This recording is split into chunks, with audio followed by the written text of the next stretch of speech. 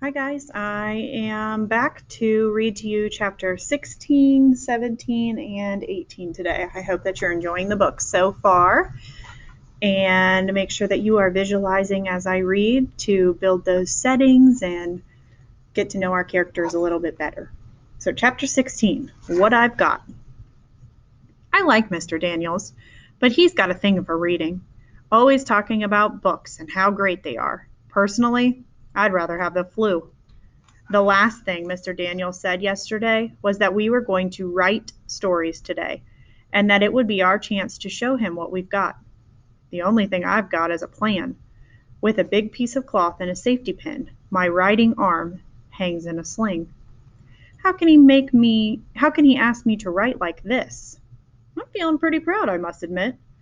All I have to do is remember not to move. I wish it really did hurt. It would be easier. He sees me when I walk in, and it isn't long before he comes over to ask me what has happened.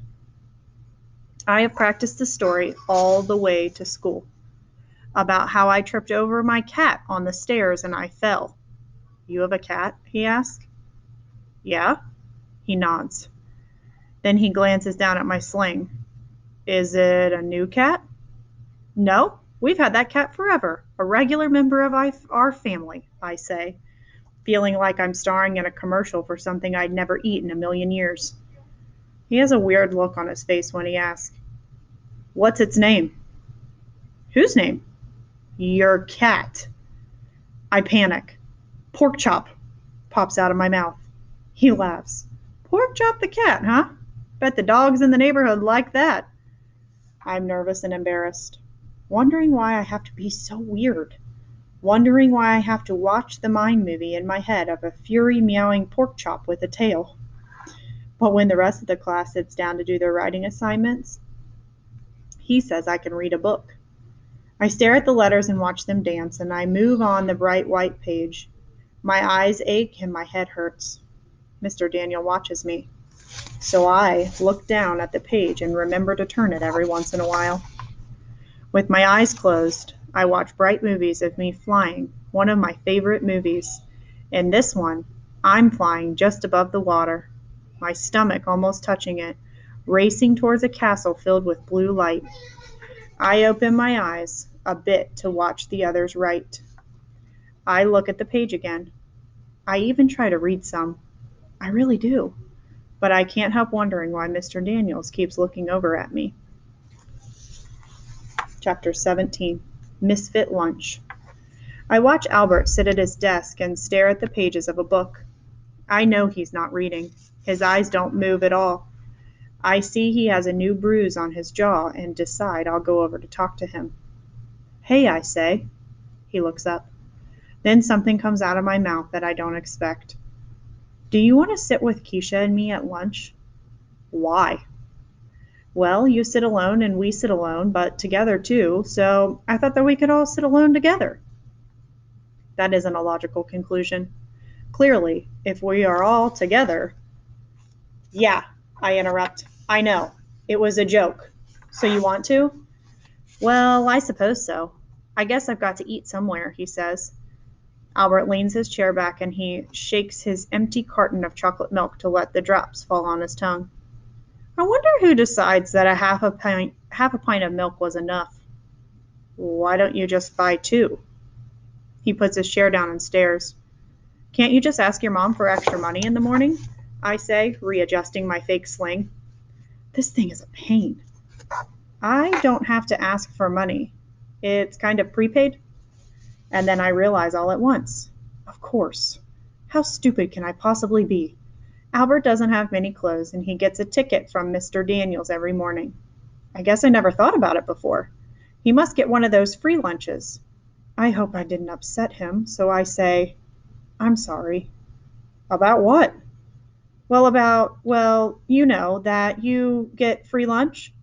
He shrugs. There are worse things than a free lunch. I mean, yeah, I guess. It disturbs my mom, but my dad says he wants to leave his mark on mankind with one of his inventions. And she says he should get a real job. They fight about it a lot, actually. I'm really surprised he told me that Really, really surprised he told me that, and I decided to never tell another soul about it. Hey, says Keisha, sitting down. Hey, I say, and Albert nods. So, Albert, Keisha says, I watch Star Trek because you are always spouting off about it. The special effects are not that special. Kind of pathetic, actually. Like a first grade puppet show. Albert looks horrified. Keisha laughs as she unwraps her sandwich. Yeah, I knew that would get you.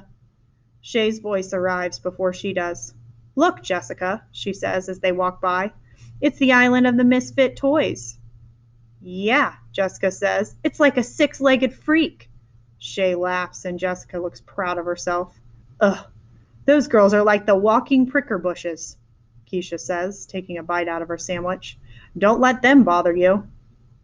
They don't bother me, Albert says. It doesn't bother you at all that she just called us misfit toys, I asked. It doesn't bother me, Keisha says. That girl can flap her gums about me until the sun rises and sets again. I really don't care.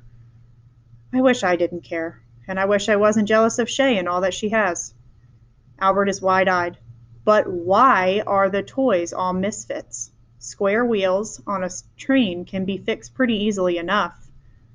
Albert has his most serious voice turned up too high. And what's wrong with the doll anyway? Why is it a misfit? It seems to adhere to the standards of a typical doll. Wow, he is in full professor mode. The Charlie in a box, he continues, it's just like a Jack in the Box in every way but its name. Something is not a misfit simply because it has a different name. That isn't true, I blurt out. He looks shocked.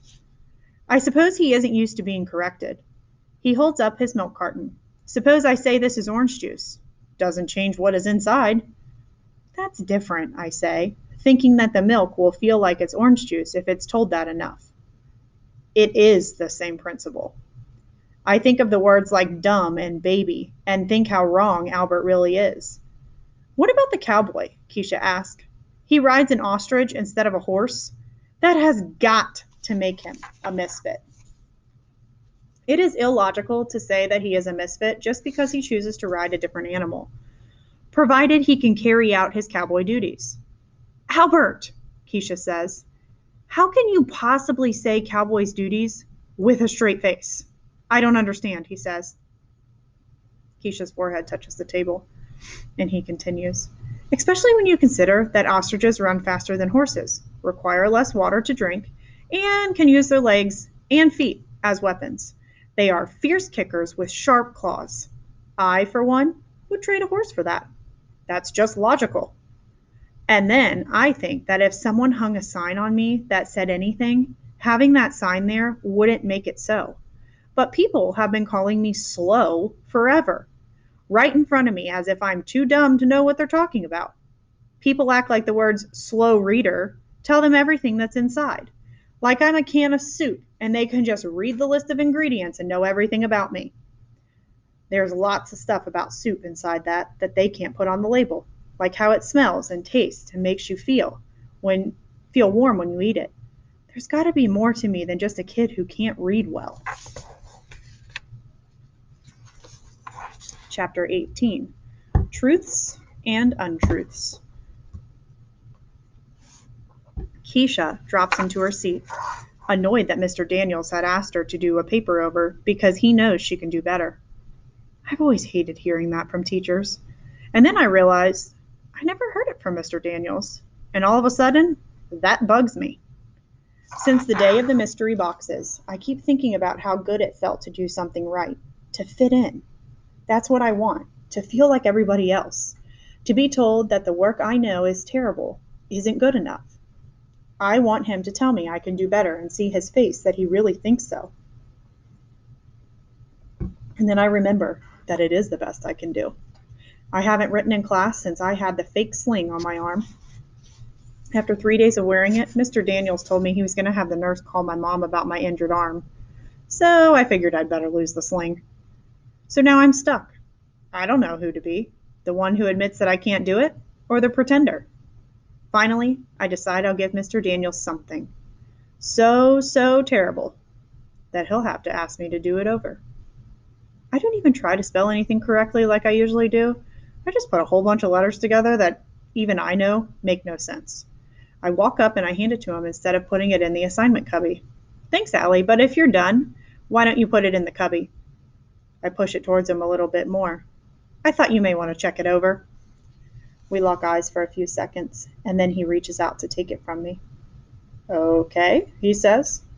He looks at it, and his eyebrows scrunch up. And then he looks back at me.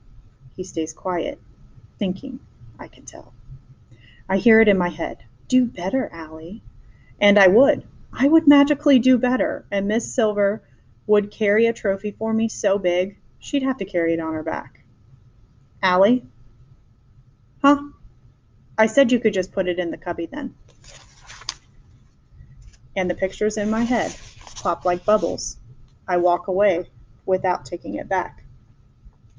As soon as we sit down in the cafeteria, Keisha announces to Albert, Okay, this has been killing me all day long. What? I ask. Albert, so this Flint shirt you wear every day? He interrupts. I do not, in fact, wear the same shirt every day. I have 5 identical ones. Keisha's eyes are wide.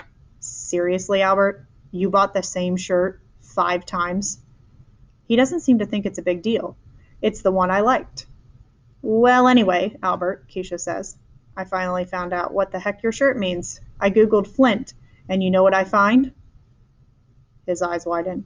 It's a place in Michigan, a kind of rock, something people use to light campfires, what arrowheads are made of, and a kind of sneaker. Albert doesn't say anything. Albert, did you hear me? What is with the Flint shirt? That just makes no sense. No sense whatsoever. Albert fidgets. Hey, Albert, I say. You okay? You know, Keisha didn't mean any harm. She's just...